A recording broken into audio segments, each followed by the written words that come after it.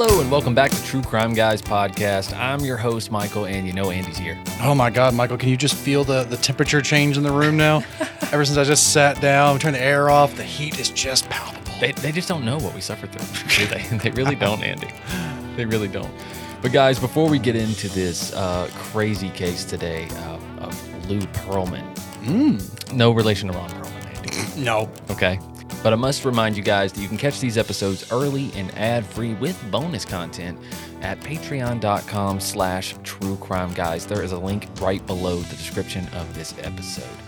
But if you enjoy free podcasts, we got even more than this. We got Strange and Unexplained wherever you listen to podcasts, as well as Sandu Stories and Cryptic Soup. So make sure you guys go check those out. And also give us a follow out on social media at True Crime Guys to stay up to date on everything that's happening in the true crime world, as well as up to date on what we're covering. Like Mr. Lou Pearlman. Okay. Mr. Con Man Lou Pearlman, the boy band Con Man. Mr. Ponzi scheme here. Papa Lou, if you will. Okay. Yeah, I know. Yeah, I went too far. But Lou Pearlman was convicted of running one of the largest Ponzi schemes in history and potentially stealing over $300 million from banks. Yeah, it's more like 500 mil. Honestly, that's what I think. And if all this was not enough, to pique your interest in Mr. Pearlman, he also has some very close ties to boy bands, and I mean very close. In the 90s, including Backstreet Boys and NSYNC. You ever heard of them? Nope. Why? Never. God damn it, Andy. So yeah, I was kind of ashamed that I didn't know who Lou Pearlman was. Mm-hmm. I'd heard of him before. Have you seen the documentary? I've not watched the documentary before, But when you said the name originally, I was like, that sounds familiar. And then as soon as I looked him up, I was like, oh yeah, I remember this guy. Yeah. I remember this story. You're going to learn a lot today, Andy. Mm-hmm. Let's get into it. Bye, bye, bye.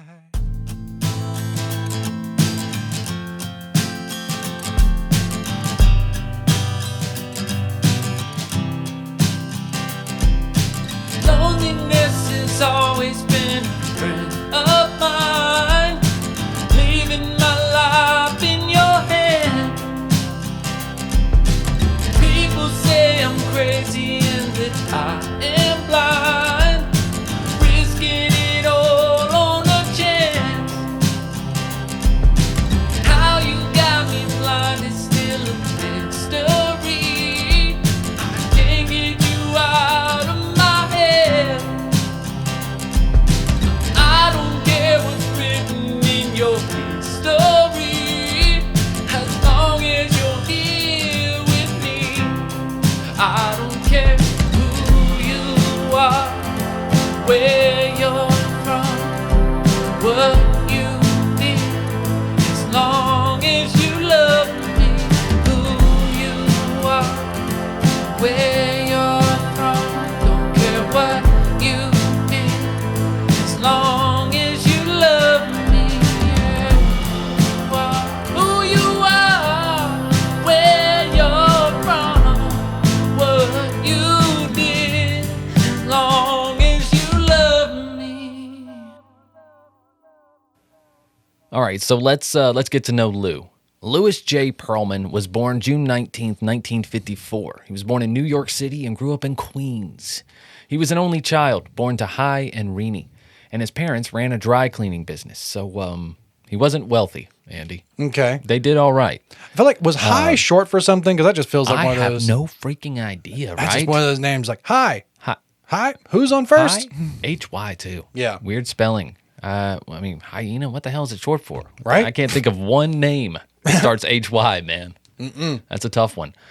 But anyways, when Lou was young, he was a dork for all intents and purposes. He was. He wore a pencil protector. He had the polyester pants. He's pulling them up too high. Got the suspenders on back as a child. Yeah. But he did have one friend. His name was Alan Gross.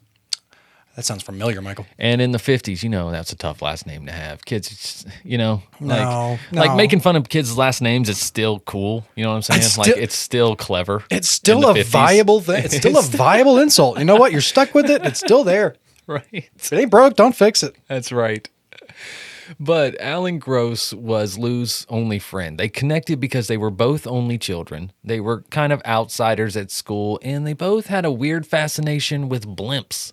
Blimps are kind of cool though. Listen, that's one of the most unfortunate things when you ask a friend. It's like, you a fan of Led Zeppelin? I love Zeppelins. I don't think we're on the. We are. Wait. I'll call you. Okay. But yeah, so Lou would spend a lot of his time alone or, locked up in his room, and he would draw up little business plans of how to get rich and make money. At least this is what Lou says, right? It's like everybody who thinks they're a great businessman as an adult has been doing it their whole life, right? This guy was coming up with blimp ideas as a child. The blimps of the future. Apparently. But because, he had grown up poor, so making money was very important to him, and he thought of himself as an entrepreneur in the making.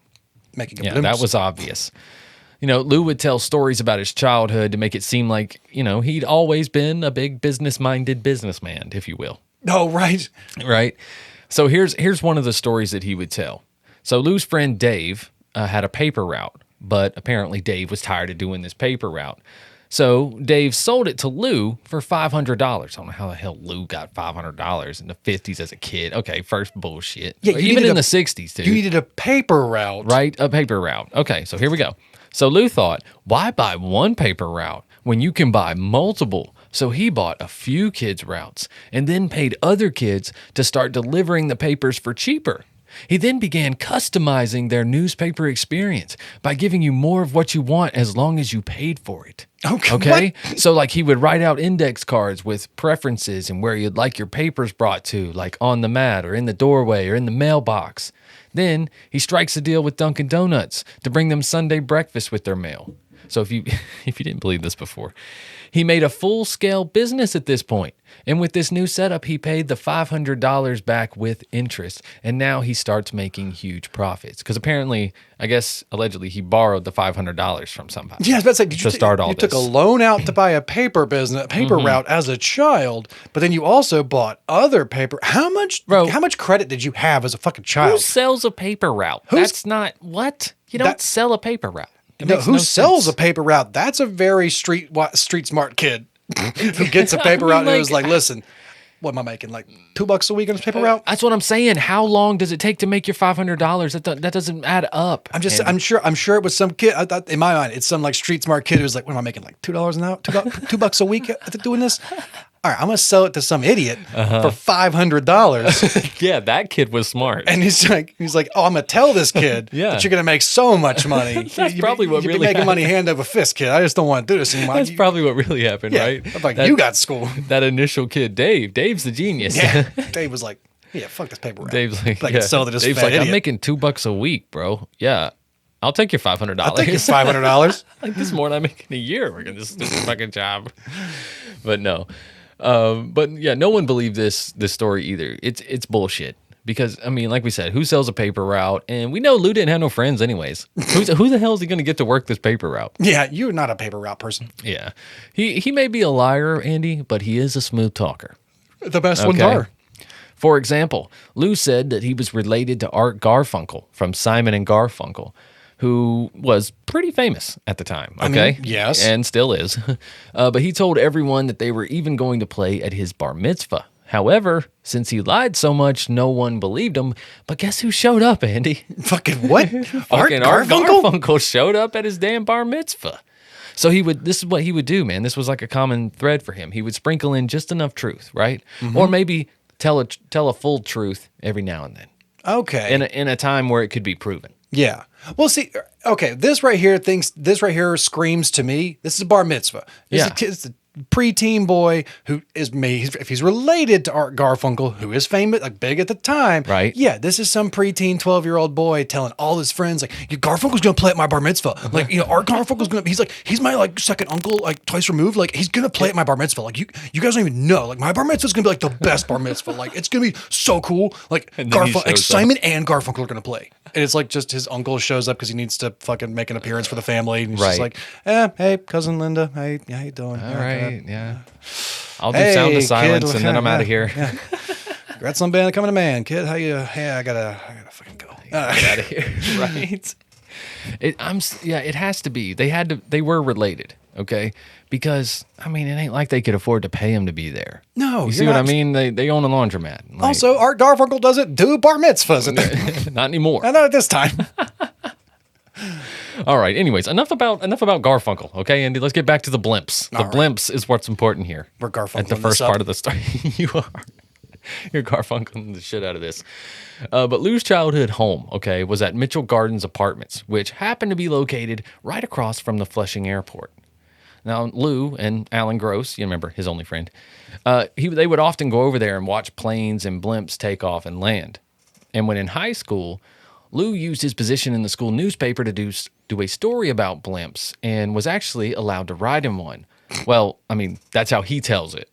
Actually, Alan, who was in the documentary as well, says that it's not what happened. And Alan was the one that actually got the ride, and Lou was able to tag along. Okay, either way. I mean, either way, Lou still got to go on a blimp journey. Jesus, He's not lying about the blimp journey. I mean, if you're riding a blimp, you're riding a blimp. Yeah, right. You know what? I saw Indiana Jones. It was fucking fun. Count me out, though. I mean, yeah. I'm not getting in a fucking balloon, dude. I do not want to be in a city bus on the bottom of a balloon. I don't even like flying a plane. I'm not getting in a blimp. No. And planes are even losing a lot of street cred these days. A lot of cred, period. Yeah. But anyways, so first, instead of blimps, old Lou thought he would try something a little more practical, a little more tried and true. So during his first year as a student at Queens College, he wrote up a business plan for a helicopter taxi service that would operate in New York City. And by the late 1970s, he had launched this business. And he had a helicopter. I do feel like that was a hard sell for him. You know, he came to the bank with the blimp plan, and the bank was like, "Have you heard of helicopters?" He's like, "What?" Dude, what? I grew up in the poor side of Queens. Now, explain this to me one more time. Explain this to me? What?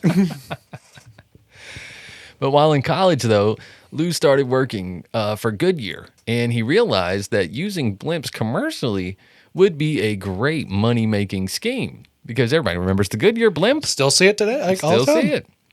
And he said, these really would be perfect for advertising anything. Everyone looks at a blimp. It's like, holy shit, it's a blimp. Yeah, it's a giant fucking billboard, basically. Seriously. So Lou saw potential, and he started a company with, who else? Oh, Alan, his only friend.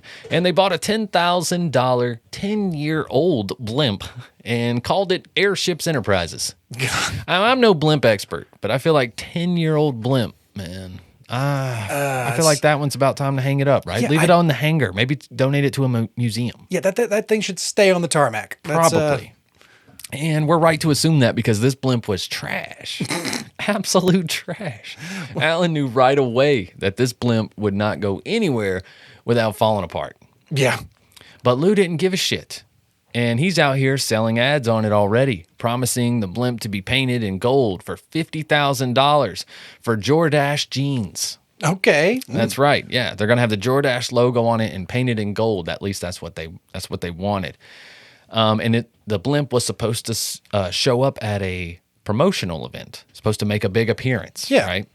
But before that could happen, the blimp crashed into some trees, Andy, and never made it to the promotional party, which, as you can imagine, Jordache was pretty upset with. Yeah, I'm sure that it was much more of a PR disaster when the Jordache blimp crashes instead of the Jordache blimp coasts over the ball game. Yes, exactly.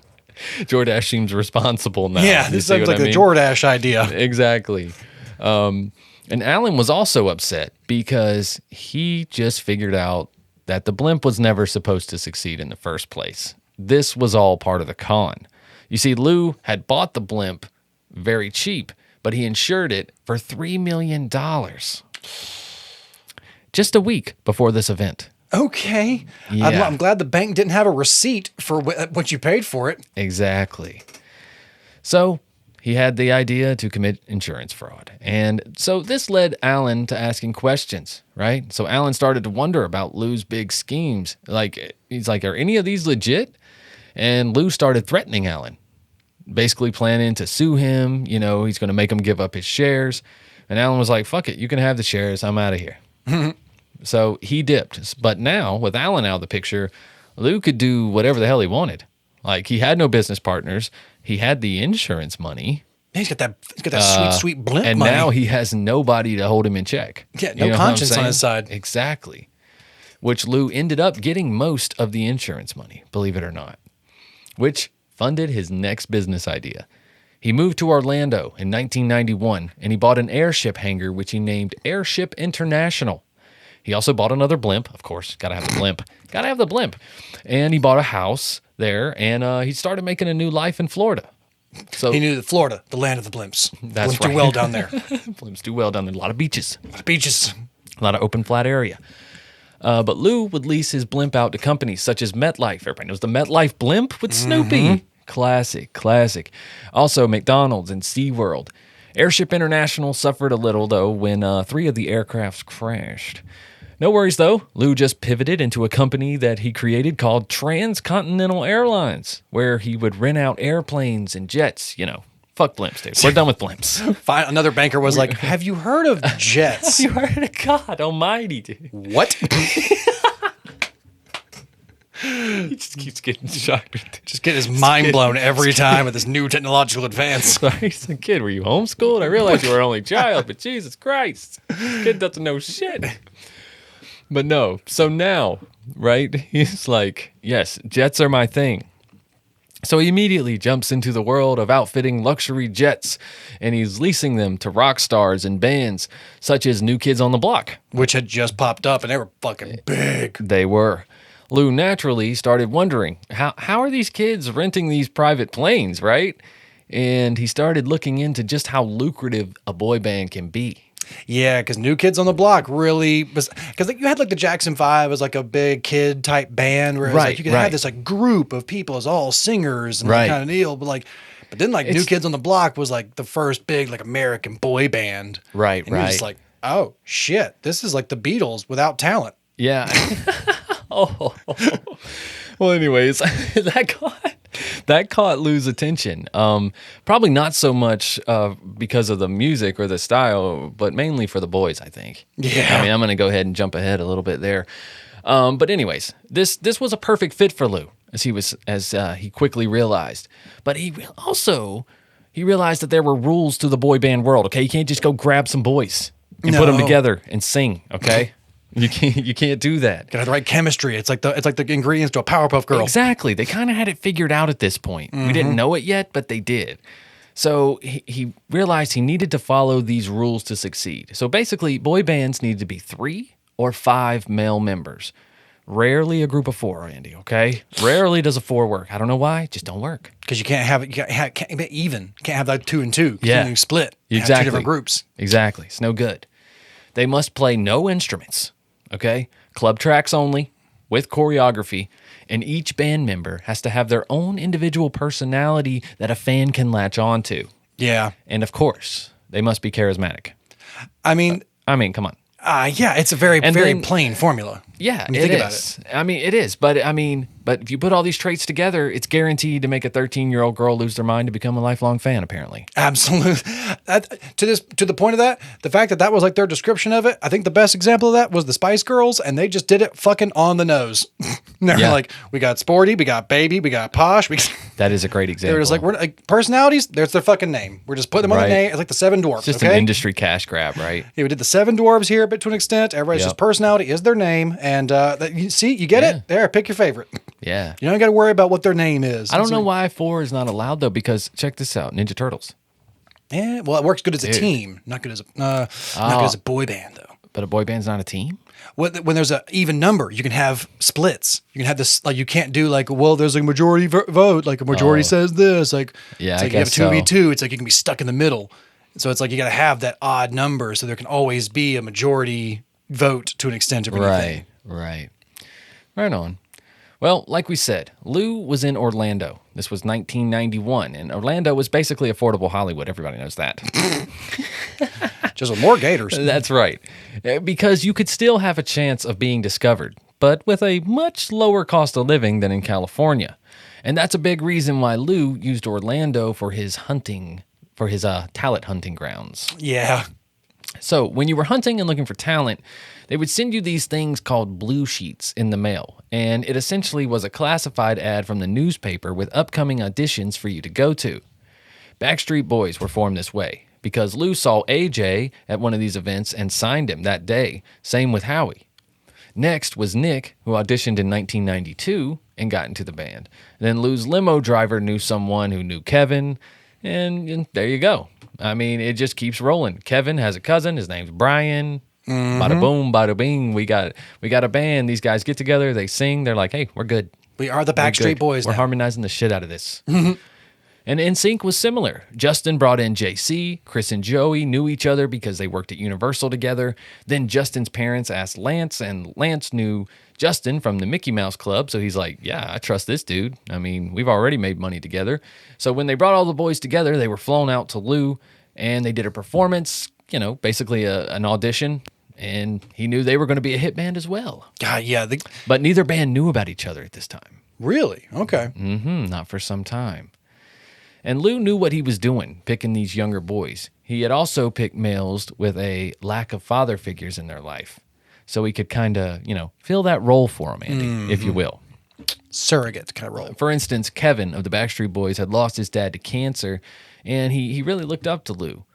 And Lou was often called Big Papa or Papa Lou, as I stated at the beginning, as cringe as that is. And, at one point in time, he was looked at like a family member to them. Oh, yeah, he was. Yeah, it's so cliche manager material, like actions, isn't it? It's just manager behavior. Yeah, That's what I was looking at. absolutely. It's just that Hollywood manager behavior is like, we see it in movies all the time, and it's like Lou Pearlman is like the fucking poster boy for that. Yeah, he's like that. He's the one they based it off of almost to an extent. Really? It's like, who's that really shady guy?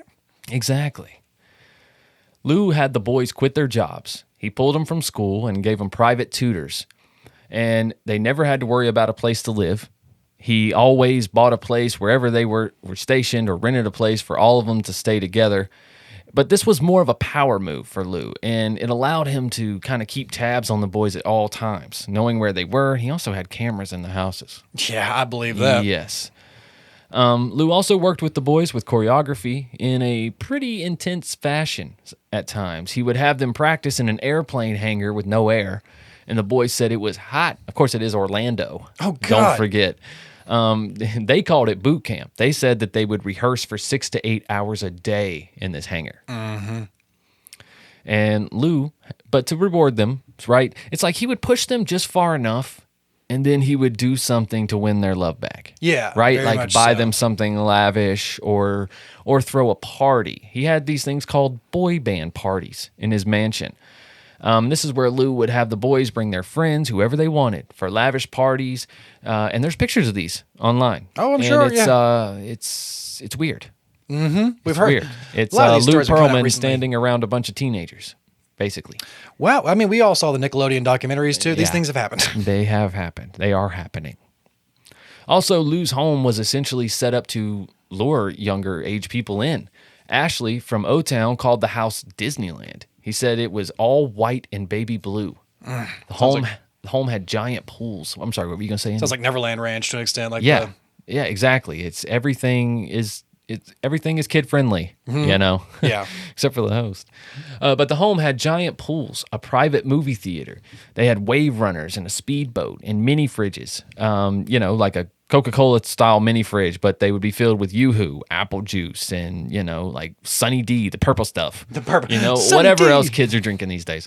And like I mentioned before, most importantly, he would buy them upwards to $10,000 gifts. When I'm saying like expensive gifts, like I'm not joking. Yeah, he's buying gifts. Like gifts that you receive and you feel uncomfortable. They are so extravagant. Gifts that do not come without a price. Yeah. You feel me, Andy? You know what I mean? Like I don't care what he says. If somebody gives you a $10,000 gift, there's attachments to that. Yeah. There's something. Especially in this industry. Exactly. And he would also take them out to dinners, family dinners. He would take their whole families out. He'd buy them anything and everything they wanted. He'd pay for vocal lessons, choreographers, all types of lavish events, concerts, whatever the boys wanted to go to. And the kids in the band said Lou was super relatable because he acted like a big kid himself. He was charming and good with words. God. They said he would always ask questions and want to be a part of your life. Yeah, I bet. Yeah, fucking manipulative bastard. I bet. Now, everyone in the 90s knows, Andy, that you have to be a Backstreet Boys fan or an NSYNC fan, right? Right? You can't, not both. No, can't you pick cannot be both. Okay? It's a war on these streets back then. But the fact of it is, they were both run by the same asshole. He was profiting no matter who you choose. Man, That is the fucking... Seems like there's a metaphor in there, huh? Yeah, right? There's a metaphor in there. But originally, the Backstreet Boys were not even aware that NSYNC was even becoming a band. They were called B5 in the account logs, and they were never mentioned as a band at all, even though they were on the same label. Yeah, they were sharing the same practice spaces. Mm-hmm. But he'd make sure they did not overlap ever. Exactly. Lou marketed the bands to be different as well. Backstreet Boys would wear darker clothes, pretending that they're more like the bad boys. You know, they're playing more dramatic songs. Yeah. I guess. And then NSYNC was the opposite. You know, they're the boys next door. They're wearing jerseys and denim and lighter colors and, you know, that type of thing. Yeah, they were the more friendly, family-friendly ones. Exactly. But, you know, Lou thought that Lou was thinking like, I can just literally reach more people with this. Yeah. More people are going to find more things relatable. Mm-hmm. Why should I have to choose when I can just make everybody else choose and I get to pay both? Exactly. Yeah. Exactly. But it also allowed fans to start a rivalry between the bands. And originally, NSYNC was struggling and not really doing as well as Backstreet Boys. But there was a viral video that they released pretending that fans were chasing their bus and that they were super popular. And this kind of showcased their personalities and a little more. And it got the attention of Disney. And once you get that Disney money. Got the attention. You see, Disney Channel approached Backstreet Boys and asked them to do a special and invited them to be on the network, but they turned it down. Little did anyone know this would change everything for the two bands. Because old quick-thinking Lou instead suggested, hey, I got another band. How about NSYNC? And you already know two of the kids. They worked in your Mickey Mouse Club. Like Yep. they're already old Disney that's a great point. They're already old Disney family members. Well, NSYNC took the gig and were basically pushed into the limelight instantly. Disney aired that special every day for a month, and NSYNC sales went from 5,000 a month to over 50,000 a month. Yeah.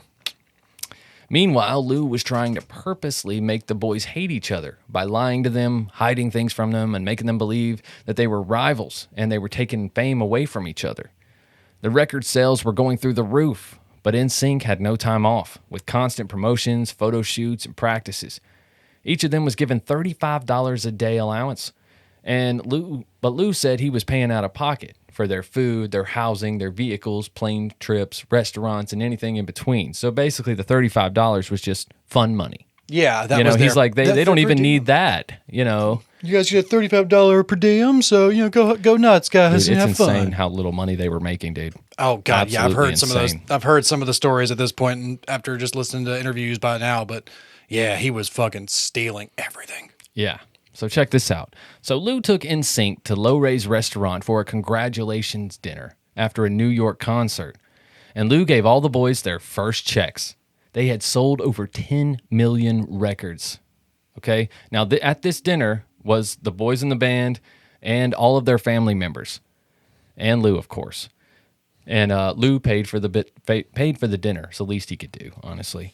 Everyone, including the parents, right? They're sitting there and they're doing the math. They're like, oh my God, 10 million records at this, blah, blah, blah. They're like, these boys are going to make at least 200 grand each. Yeah. Right? But when they opened up the envelopes, the checks were only for $10,000. And everybody knew something wasn't adding up. No, absolutely. Yeah, this is the first, like, the collective, like, look up at each other and, like, kind of side eye one another, like, you're saying, Yeah, this is for like 6 months' work. Yeah, okay? absolutely. I mean, a restaurant server working minimum wage made at least $24,000 a year at the time. Mm-hmm. Okay, so they're not even making that. No. Ridiculous. Now, since none of the boys had worked in the industry before, they were unsure if they were supposed to expect another check later or if there was something going on. So NSYNC signed the papers at dinner and called it a day. After getting back to the hotel, JC said his uncle was a lawyer and that they needed some sort of legal help to look over the contract and figure out what was happening. But Lance Bass, he ripped up the check immediately. I guess he got money. Mm-hmm. Apparently, shit, I don't give a fuck how mad I am. I ain't ripping up $10,000. I'm gonna get the rest of my money, but I'm keeping this. Right? My per diem. No, this going to the bank. I'm still mad about the rest, but this going to the bank. It's mine now. Thank you. Yeah. But when the lawyer looked it over, he advised them to get out of the contract because they're getting screwed. No shit, 100%. He told the bands that this was the worst contract he had ever seen. and there were sections upon sections that were filled with red flags. Essentially, in the contracts, it said that both the Backstreet Boys and NSYNC had 6 members, not 5, Andy. And the 6th member is, guess who? Oh, is it Papa Lou? It is Papa Lou Pearlman. God damn it. Therefore, he was an equal part of the band. I mean, he told them this was just, this was basically just to cover his manager's fee. It's just an even split, right? It just made it easier for them to pay him. Right. That's all. No big deal, Andy. Lou told them that they had startup debt too, and they had to pay back all this debt that they'd acquired when starting the band, like the fees of production, promotion, all kinds of stuff. So this $10,000 check they received was going to keep growing after they had paid back their startup fees. Of course. Yeah, you got to pay that interest back first. Classic con man explanation, trying to buy time. Always trying to buy time. So what was really happening was, if you haven't figured it out, Lou was paying for everything with the money he should have been giving the boys. So it's kind of like this weird gray area. It's like, yeah, I get it. He was spending a lot of money on them, but he should have just gave them money and let them take care of themselves. No, because he wanted them to be dependent on him. Exactly. And he was spending it all on them, essentially, like I said, but he was keeping the majority to himself still. Now, after NSYNC found this out, they were already scheduled to play a charity event the next day. But there was also another band on the ballot for the event. You know who that happened to be? Somebody got greedy. Somebody get double booked that night? Somebody got double booked because the old Backstreet Boys are back, Andy. Oh, this is it's a violent explosion waiting to happen. No, just the opposite, actually. Because after it was over, they all went out to McDonald's to eat and started talking about their manager and some of the contracts that they were in. You guys Imagine know Lou? that. Yeah. And when all this came to light, Lou began gaslighting the boys. He said they should be thankful for everything he did for them. And Lou immediately stopped being friendly and become a completely different person to them all. He was cold and heartless. He even threatened to sue them for the rights to the names of the Backstreet Boys and NSYNC. Yep, this sounds like exactly the kind of behavior he would do, too. Exactly. So NSYNC went to their lawyer. And their lawyer found a stipulation in the contract saying that if the band was not signed to an American label within a certain time period, then the whole contract could become void. So NSYNC was like, all right, bet. And they signed with a German label and slowly voided out the contract. Now, this naturally pissed off Lou, and in October of 1999, he tried to sue NSYNC for $150 million and the name NSYNC. Okay. But the judge was like, Lou, my daughter has a poster on her wall of NSYNC, and you're not in it. Just these guys are. That is Ouch. To be fair, I mean, I can almost see both ideas in this lawsuit of being like, they are in sync, but it's like he came up with the idea of NSYNC and put it together and like trademarked it. It's a tough one, isn't it? So yeah, it's like one of those. I can see the idea of being like, actually, this could be a toss up almost legality wise. Like, yeah. But NSYNC won their dispute. Now, Backstreet Boys had a slightly different outcome. They did terminate the contract, but they did end up having to pay Lou his 1/6 of the money. Which is fucked up on top of what he already took from them. You see what I'm saying?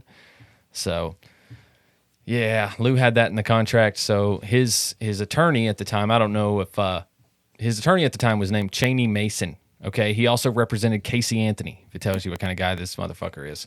I don't know if he was there during the NSYNC case, but he definitely represented him in the Backstreet Boys case. Oh, yes, he did. He was there for NSYNC as well. I'm sorry. This guy's got quite the repertoire behind him here. Got a resume he's building up. Yeah, exactly.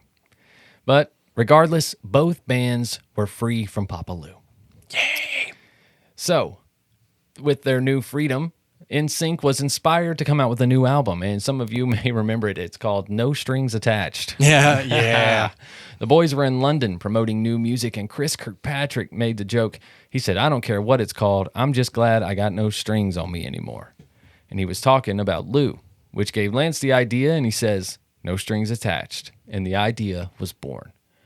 It was based on Lou and him no longer being in control, hence the music video of the marionette dolls and also the Bye Bye Bye song. Yay. We all remember this. Every fucking millennial girl will go out to the wedding dance floor and go ham when this song comes on. That's right. It's so much cooler, though, that it's about Lou. Yeah, right? And not a stupid relationship song. But Lou wasn't deterred, though. He decided he just needed another band, Andy. So he tried a girl group this time. Innocence. Then he tried a Latin pop group called C Note. And then he tried LFO, which actually did pretty well. But they weren't the Backstreet Boys or NSYNC. I mean, it's not LMFAO. But No. But Lou hit the jackpot with a solo artist, Aaron Carter. He had his first performance opening up for the Backstreet Boys in Berlin, and their performance was followed by a record contract, and in the fall of 97, he released his first single, Crush on You. Aaron sold 5 million records before being 10 years old. And Aaron is the younger brother of Nick Carter. This is what baffles me, Andy. I don't understand why Nick would let Aaron get caught up in this. Or maybe the Carters, the parents. Yeah, Why would they let two sons get caught up in this dude? Mm-hmm. There's a reason. But to be fair, Aaron Carter's life turned out the way it did. Yes. Yeah. Aaron Carter, though, at least when the documentary came out, he was one of the few supporters of Lou. Mm-hmm. But it was in a weird way. Mm-hmm. We'll talk more. We'll talk a little more about it. By the late 90s to 2000s, the boy band craze was slowly dying out. And instead, the music scene was transitioning into more pop singers, not bands. However, Lou was not about to give up the concept of boy bands, and he thought of a way to bring them back when he created the show Making the Band. Oh, God, I remember that show. God, fucking Making the Band.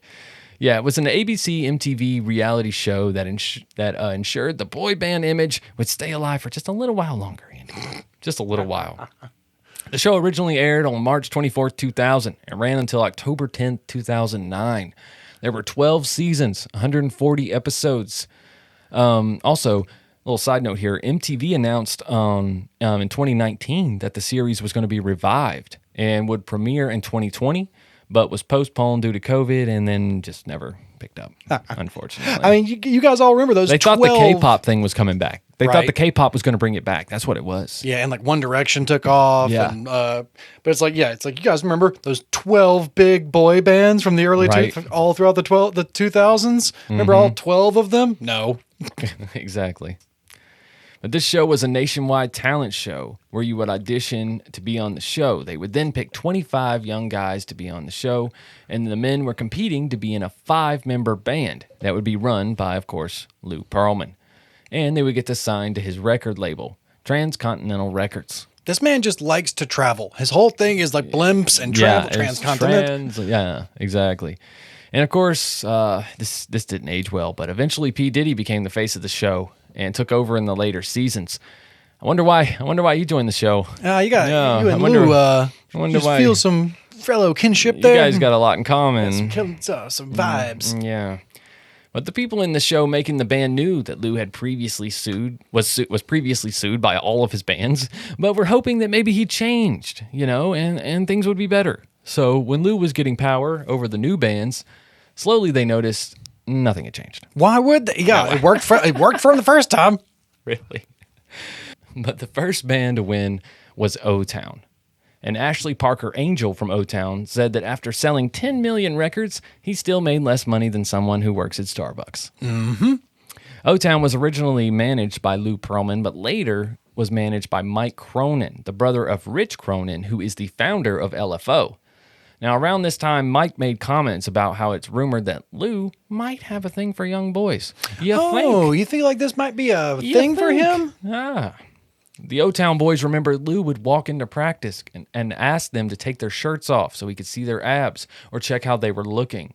Lance also mentioned since he was a closeted gay, he got the vibe that Lou was too, but he kind of just decided to leave it alone. Lance said he remembered Lou being extremely touchy-feely with the boys, including really long massages that were always a little odd. Lou would sometimes go as far as to ask the boys to come back to his room for the massages, but no one ever did, said Lance. Sure. Maybe. Ashley Parker Angel said Lou would brag that he's a massage therapist and he can help the boys. He also made comments to each of them about how they were the star of the band, the JT of the group, if you will, the Josie of the Pussycats.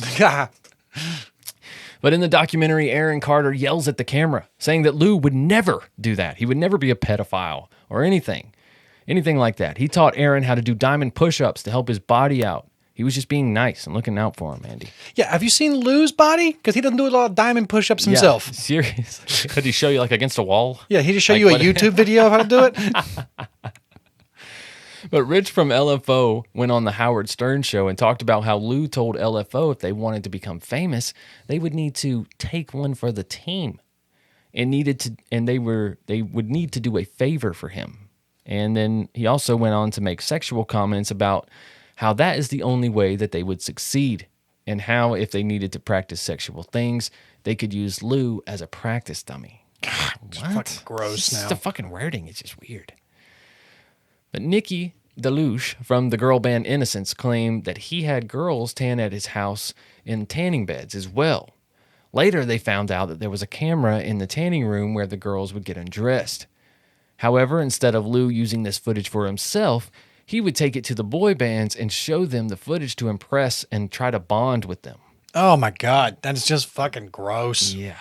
And those weren't the only cameras, as I alluded to earlier, Andy. There were some in every single room, including the pool and Lou's room. So everything was on tape with Lou. And the control room was in Lou's bedroom. Aaron Carter, again, had a passionate moment on camera where he just was talking about how all this shit was a lie. Literally, everyone else we're getting these facts from everyone else, and Aaron Carter is just upset about it, dude. He's passionate about it. But by 2003, Lou was expanding, and Transcontinental Records was buying up other companies, including the internet business called Options Talent. Options Talent was one of those agencies that would scout you out of the mall. You know, they just walk up to you or something and tell you they could make you a star. You know, all you need is to buy a photo shoot for hundreds or even thousands of dollars. And then instead of sending your photos, they just ghost you. Yeah, or they just send them to their warehouse and, Yeah, they don't care. But when Jacqueline Dowd, who was the former Florida Assistant Attorney General, got put in charge of the Options Talent case, Jackie was contacted by Lou and offered a tour of Lou's companies. But while touring the offices, Jackie talks about the weird vibe she got. She said not a single person looked up at her or even acknowledged that anyone was in the building. And she wasn't touring just her and Lou. It was a group of 8 people. And no one even acted like someone was touring it. Later, Jackie found out because the whole thing was staged. Lou had actually hired people to pretend to work there, and they were pretending too hard. They were just pretending It's like, who doesn't look up and wave? Like, you guys are method acting. We are in the scene, okay? We're in the scene. Right? You guys aren't a diorama. Like, you can interact with these people. No one's moving. Why are you all frozen? Right? Now, of course, Jackie was only the Assistant Attorney General, not the Attorney General. That was a man named Charlie Crist, and he happened to be good friends with old Lou Pearlman, who sponsored him during his campaign. Gotta make friends with the How wealthy. convenient. The powerful. That's right. Charlie called Jackie asking why she was looking into Lou and told her don't worry about it, close the case. And when Jackie mentioned that she was not going to close the case and that it still needed to be looked into, Charlie fired her on the spot. Okay. Exactly. So there she goes. Lou continued to use the high-profile success of his boy bands to lure investors into his businesses that were all under the umbrella of Transcontinental.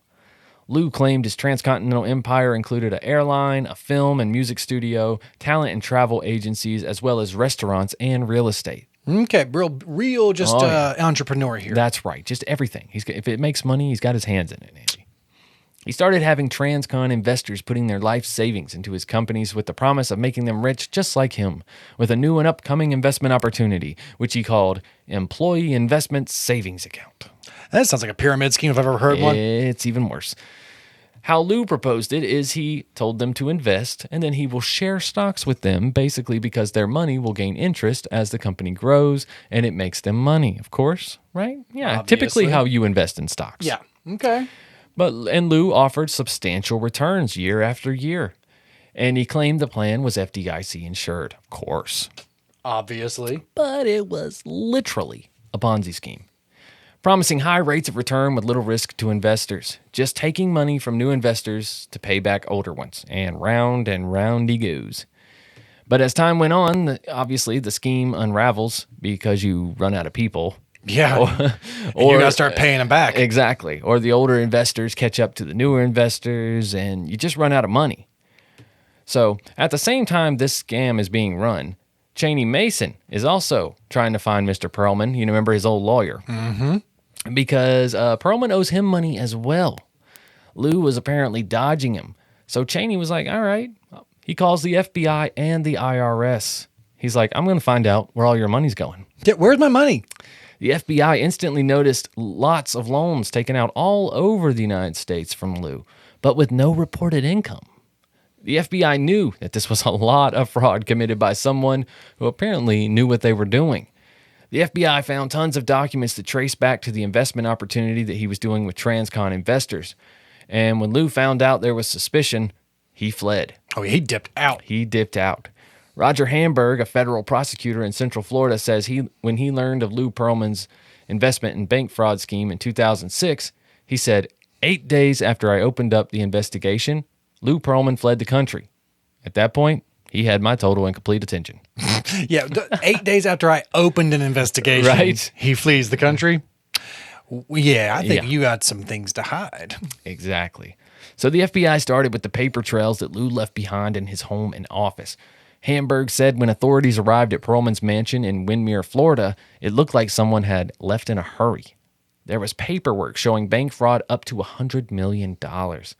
They also started to notice that there is some paperwork in reference to Transcon, Lou's umbrella corp for fake businesses. Because remember, Transcon bought out like 100 other places, including a pizza place, a yogurt place, Chippendales, all kinds of stuff. Yay! Orlando even gave him the key to the city at this time. He owns half of it. Crap. Disney's going to have some competition with you real quick. Seriously. You're going to have Disney knocking at your door. Exactly. This is all silly, bitch. But they were finding out all kinds of crazy shit about these companies. I'm using in quotes. For instance, one company was Transcon Airlines, right? They found out that the company does not even own airplanes, Andy. Is it blimps? It is Tell me not it's blimps. He doesn't own any type of aviation devices. No vehicles. He instead would reroute the travels to other companies like Delta or Southwest. There were 2,100 people invested in this company, which in the end allowed him to fraud up to $500 million. Half a bill. That's a pretty penny. It is. It was not until 2007 that Lou was found in Bali in a hotel eating breakfast. Someone emailed FBI agents saying they think they saw Lou. And in the picture that was sent, Lou is actually sitting at the bar eating, and at the table behind him, there's actually 2 FBI agents watching him. It's a picture. They're already there. It's like they took the selfie. Right? They're like, we know. It's like we just right back. It's like, yeah. We're in the background. I am in this photo and I don't like it. Lou was arrested and taken back to Orlando in July of 2007, where he would eventually plead guilty. Lou pled guilty to conspiracy to commit bank fraud, money laundering, bankruptcy, and fraud. He was subjected to 25 years, which was the maximum he could be given. Judge Sharp said for each $1 million you can pay back, I'll give you a month off your sentence. The judge used this, in hopes to kind of find some hidden money that Lou had maybe stashed away. But Lou took this as a plan to just make another boy band. From prison. From frickin' prison. First, Lou started a Christmas choir inside prison where he held auditions. Then came Emily Dorset, a talent developer who wanted to help and flew in from California to Florida just to meet him. The two stayed in contact but never ended up making any new plans that worked out. Pearlman was supposed to be released from prison in 2029, but started having health issues. In 2010, he suffered a stroke. While he claimed to The Hollywood Reporter in 2014 that the stroke made him turn his health around, just 2 years later, he would pass away in federal prison in Miami of a heart attack. Lou died at 62 years old in jail in Florida. Probably should have been doing more of those diamond push-ups in jail, Lou. That's right. Doing that that workout routine you had all those right, boys dude. doing, man. You knew you had the bones. Come on. No, you weren't even doing anything in prison. Just trying to start a choir. What are you doing? Come on. Right. They're gonna sniff you They out was real just quick. desperate, man. This man's trying to con prisoners in prison, like federal prison. They're gonna kill you. Well, They're gonna kill you. right. That just goes to show, like, the different prisons that we have in Yeah. America, right? Like, he was obviously at a very low security prison. Yeah, white collar prison. Right. Yeah. Exactly. But yeah, so that's the story of old Papa Lou. That is one of like A great con artist. There's a lot of boy bands. similarities in this man to other people who may have come up in this episode. Yeah. Right. Old Papa Lou and Papa Diddy. Yeah. They hang out together, I'm sure. Someone got some Bit. ideas. They did. Man, speaking of Diddy being... Oh, my gosh. Not being convicted of shit. Of, like, the minimal things. Oh, my God. Anyways, we're not going to touch on that. That's for another show. Yep. That's for another show. We didn't say anything worthy of libel, right? We did not. But, guys, before we go, I got to tell you about Oh My Gaia. Ooh. I mean, we got to tell them about Oh My Gaia, Andy. You know, it just seems wrong not to. Oh My Gaia is an innovative, all-natural deodorant, fragrance, and beard oil company specializing in paraben and aluminum-free products.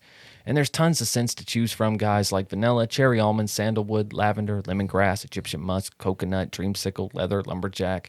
There's also sweet pea, sailor, barbershop, and we have our own scent called True Crimepine, made just for us. And because you're True Crime Guys listeners, you can use the code word Crimepine for 15% off your order at ohmygaia.com. That's Crimepine, all one word, CRIMEPINE for 15% off your order. That's at ohmygaia.com, OHMYGAIA.com. All right, guys, you will not regret it. Some of the best natural deodorant and scented oils out there, no doubt. It's the reason this sweaty studio does not stink. That's right. That's right. We sweaty, but we ain't stinky. But guys, also, don't forget to check out Patreon, patreon.com/truecrimeguys, where you can have access to everything we have ever made, and you get access to these very episodes early, ad-free, with bonus content. All right? Well, that's pretty much it. Guys, don't forget to check us out on Spotify. Send us an email at truecrimeguys on all social media if you got case suggestions. We're going to get out of here and turn that AC back on. All right, we'll see you next week. Keep on creeping. Bye, bye, bye.